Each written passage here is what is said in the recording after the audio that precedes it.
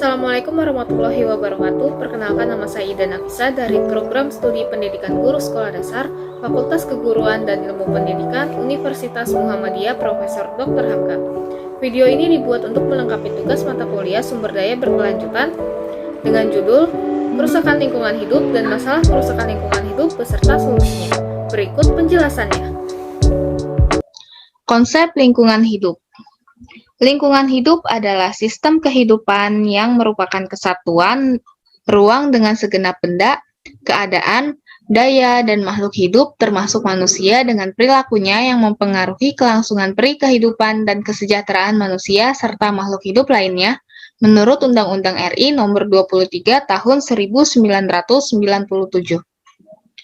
Manusia pada hakikatnya adalah bagian dari ekosistem atau lingkungan alam, tidak dapat dipisahkan dengan unsur-unsur hayati dan non-hayati lainnya dalam sistem kehidupannya. Ekosistem.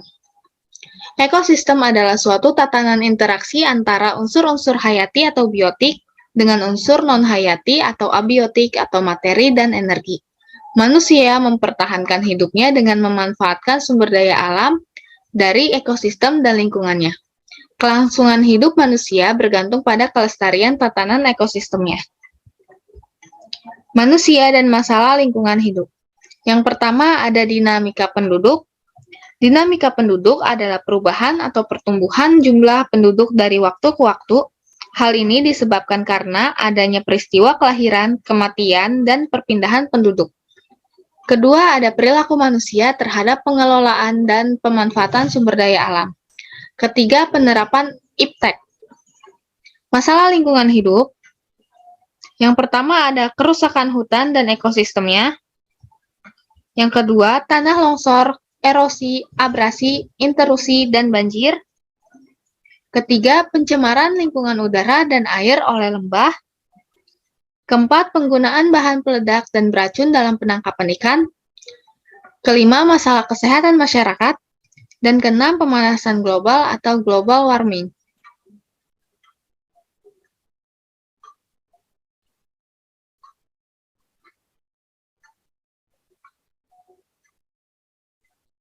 Kerusakan lingkungan hidup. Kerusakan lingkungan hidup dapat diartikan sebagai proses deteriorasi atau penurunan mutu atau kemunduran lingkungan. Deteriorasi lingkungan ini ditandai dengan hilangnya sumber daya tanah, air, udara, penuhnya flora dan fauna liar, dan kerusakan ekosistem. Penyebab kerusakan lingkungan hidup secara umum bisa dikategorikan dalam dua faktor, yaitu akibat peristiwa alam dan akibat ulah manusia. Penyebab kerusakan lingkungan hidup yang pertama ada banjir. Fenomena ini sudah sering terjadi di Indonesia. Bahkan di kota-kota besar sendiri pun sudah menjadi aktivitas rutin yang harus dihadapi. Bahkan tak hanya pada musim hujan, pada musim kemarau sekalipun banjir bisa saja terjadi di beberapa wilayah. Hal ini dikarenakan perkembangan wilayah Indonesia yang menyebabkan sistem pembuangan air yang salah dan tidak adanya penjagaan pada daerah aliran sungai.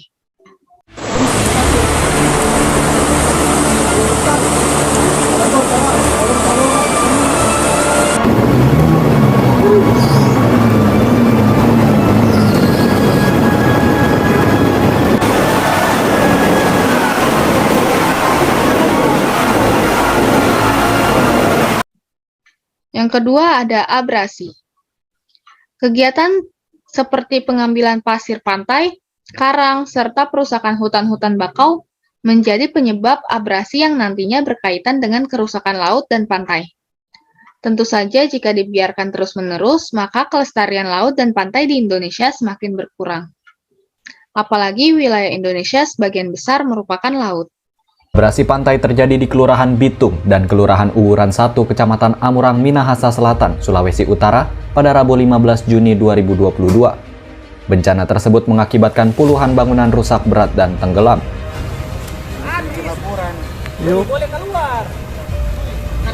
Berdasarkan laporan pemerintah Kabupaten Minahasa Selatan pada Kamis 16 Juni 2022, sebanyak 20 rumah warga tenggelam dan hanyut.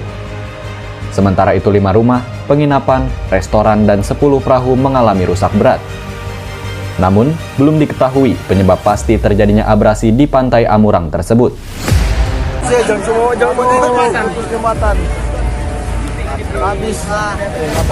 Sekretaris Daerah Minahasa Selatan Gledi Kawatu mengatakan, pihaknya telah menerjunkan tim ke lokasi untuk mencari tahu penyebab pasti bencana tersebut. Pemerintah Kabupaten Minahasa Selatan juga telah berkoordinasi dengan ahli geologi untuk menyelidiki penyebabnya.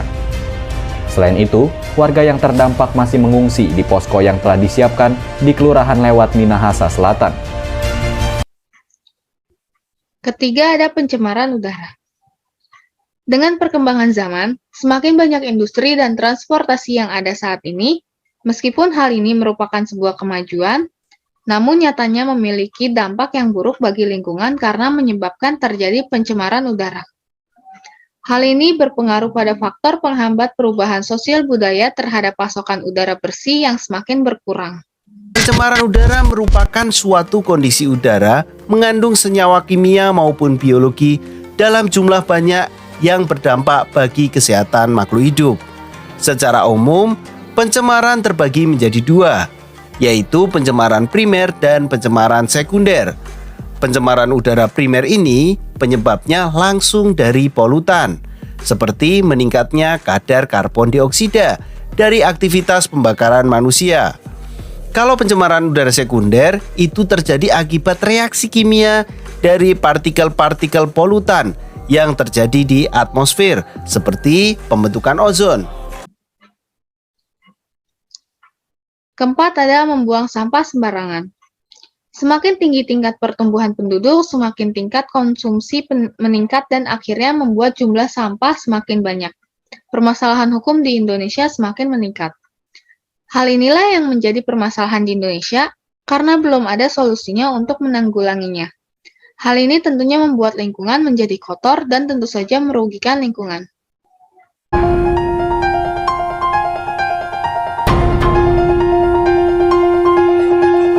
Beredarnya video viral membuang sampah dari jembatan Silento Wonosobo menjadi potret nyata kehidupan bangsa Indonesia. Dilakukan secara terang-terangan, berulang-ulang, tanpa memikirkan akibat di masa mendatang.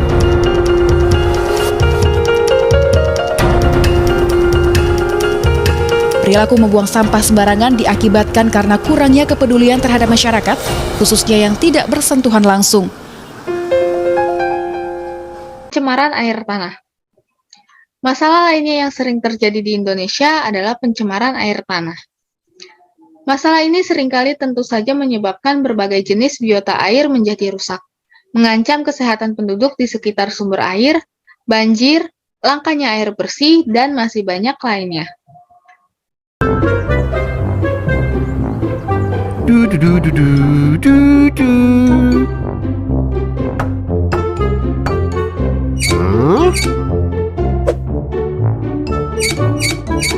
Hah?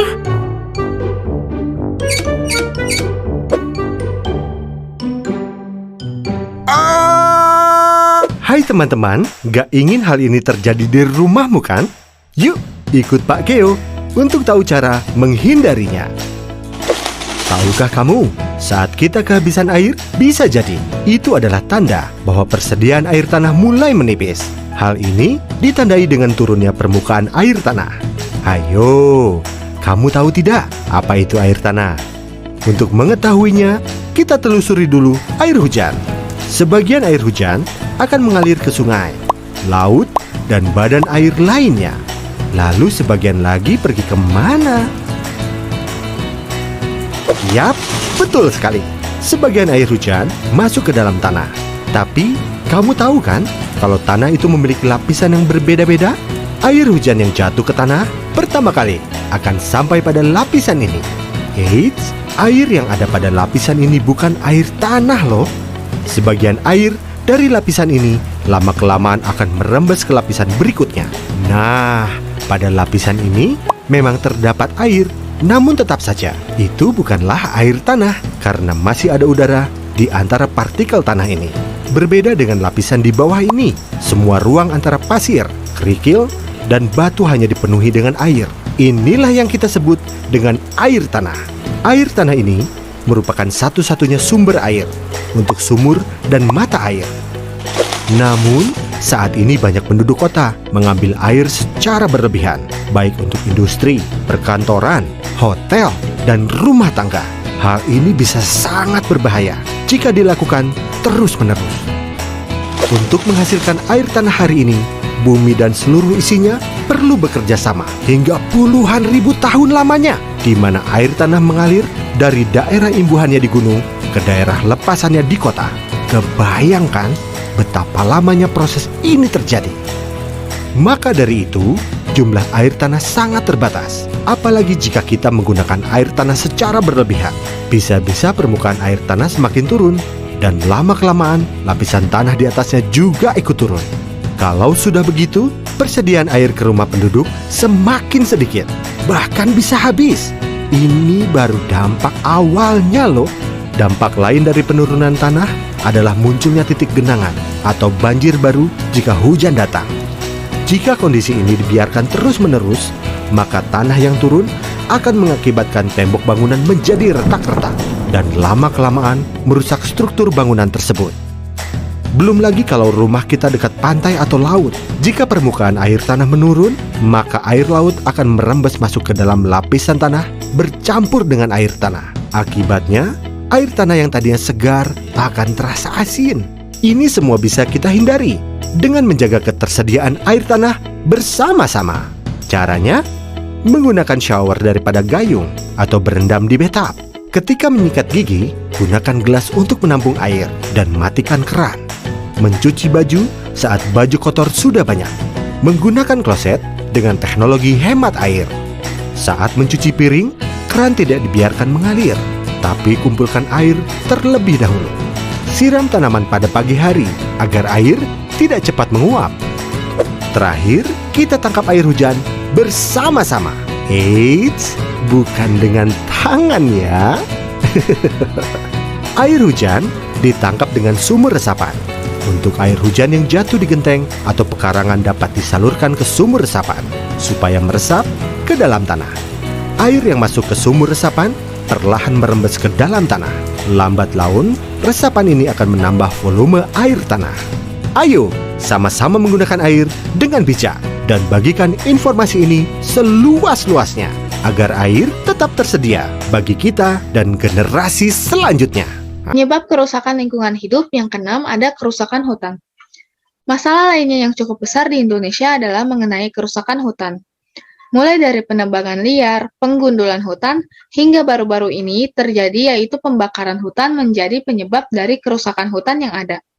Tentu saja jika hal ini dibiarkan terus-menerus akan menyebabkan berkurangnya kawasan hutan di Indonesia yang berakibat pada ketidakstabilan ekosistem. Banjir bandang yang melanda kawasan wisata Parapat baru-baru ini dinilai sebagai ulah manusia yang melakukan penebangan hutan. Hutan di Desa Sitahoan dan di kawasan hutan Sibatu Loting diduga menjadi penyebab banjir bandang yang menerjang kawasan wisata Parapat, Kabupaten Simalungun. Kerusakan hutan di Desa Sitahoan dan hutan Sibatu Loting, Simalungun diduga sebagai penyebab banjir bandang yang melanda kawasan wisata Parapat. Karena dua hutan tersebut bersinggungan langsung dengan sungai yang mengalir ke Parapat. Hasil pengamatan organisasi Huria Kristen Batak Protestan yang bekerja sama dengan LSM Kelompok Studi dan Pengembangan Prakarsa Masyarakat, ditemukan adanya perambahan hutan di Kecamatan Girsang, Sipangan Bolon. Perambahan hutan diduga dilakukan oleh pengusaha lokal untuk hutan tanaman industri bekas galian C dan pemanfaatan hutan oleh masyarakat lokal untuk dijadikan lahan pertanian. Koordinator Studi dan Advokasi Kelompok Studi dan Pengembangan Prakarsa Masyarakat, Rocky Suryadi Pasaribu mengatakan, banjir bandang yang melanda Parapat merupakan bencana ekologi. Pemerintah diharapkan lebih mempertahankan kelestarian Danau Toba dan mencegah terjadinya bencana alam, sehingga fokus perbaikan bagian hulu daerah aliran sungai dinilai lebih diutamakan, terutama yang menuju Danau Toba. Lalu bagaimana solusi untuk mengatasi kerusakan lingkungan hidup? Yang pertama, kita dapat mengelola pembuangan air agar tidak menyebabkan banjir, menerapkan aturan yang ketat mengenai pengambilan batu-batu karang, larangan tentang penggunaan bahan peledak untuk mencari ikan, mengurangi emisi atau pembuangan gas dengan cara memilih bahan industri yang aman untuk lingkungan, peningkatan sumber daya manusia, membuat tempat pembuangan sampah terpadu yang lokasinya agak jauh dari pemukiman warga, penerapan 4R, dan membuat tempat sampah terpisah antara organik dan anorganik. Sekian pemaparan video dari saya tentang kerusakan lingkungan hidup dan masalah kerusakan lingkungan hidup beserta solusinya. Semoga ilmunya bermanfaat, kurang lebihnya mohon maaf. Wassalamualaikum warahmatullahi wabarakatuh.